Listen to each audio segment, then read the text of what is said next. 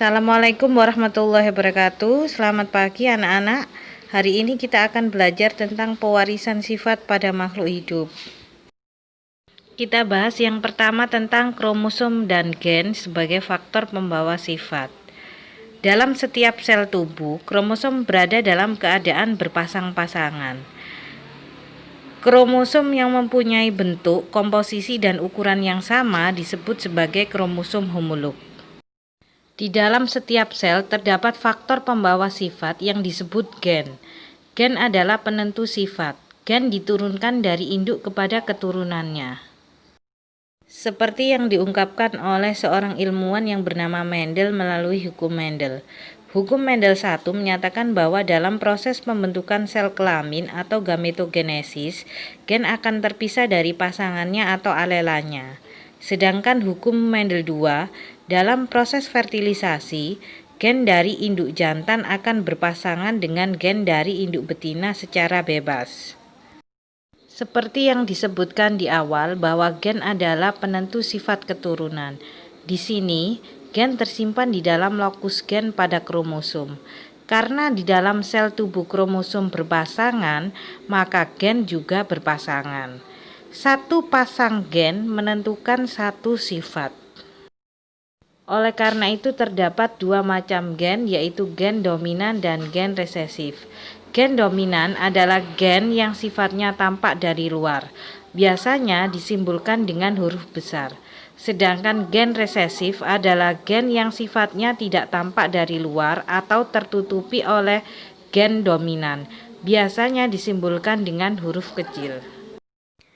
Contohnya tanaman berbunga ungu disilangkan dengan tanaman berbunga putih.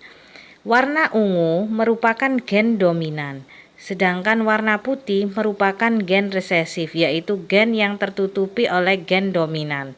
Bagaimana jika keduanya disilangkan? Maka akan menghasilkan tanaman berbunga ungu. Kenapa? Karena warna ungu merupakan gen dominan. Jadi yang mendominasi warna dari keturunan pertamanya. Selain contoh tadi, dapat pula terjadi dalam persilangan bahwa sifat yang muncul pada keturunannya bukan dari sifat dominan, tetapi campuran dari kedua induknya. Sifat ini disebut sifat intermediate atau dominan parsial. Contohnya bunga warna merah disilangkan dengan warna putih, menghasilkan keturunan yaitu bunga berwarna merah muda, yaitu hasil dari campuran warna merah dan warna putih. Sifat inilah yang disebut sifat intermediate atau campuran. Berikut beberapa istilah dalam persilangan. Huruf P merupakan parental atau induk. Huruf F adalah filial atau anak. Huruf G menandakan gamet atau sel kelamin. Kemudian genotip, susunan gen di dalam tubuh, biasanya disimbolkan dengan huruf. Kemudian fenotip adalah sifat yang tampak dari luar. Ada homozigot, yaitu individu yang memiliki pasangan gen yang sama.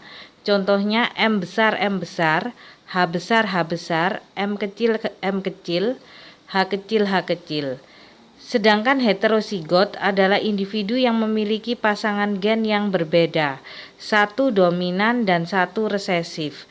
Misalnya H besar H kecil, K besar K kecil, atau yang lainnya. Supaya lebih mudah dalam mempelajari persilangan, ada beberapa hal yang harus kalian perhatikan. Gen yang bersifat dominan dinyatakan dengan huruf kapital. Contoh misalnya gen untuk menentukan sifat batang tinggi. Tinggi dilambangkan dengan huruf T besar.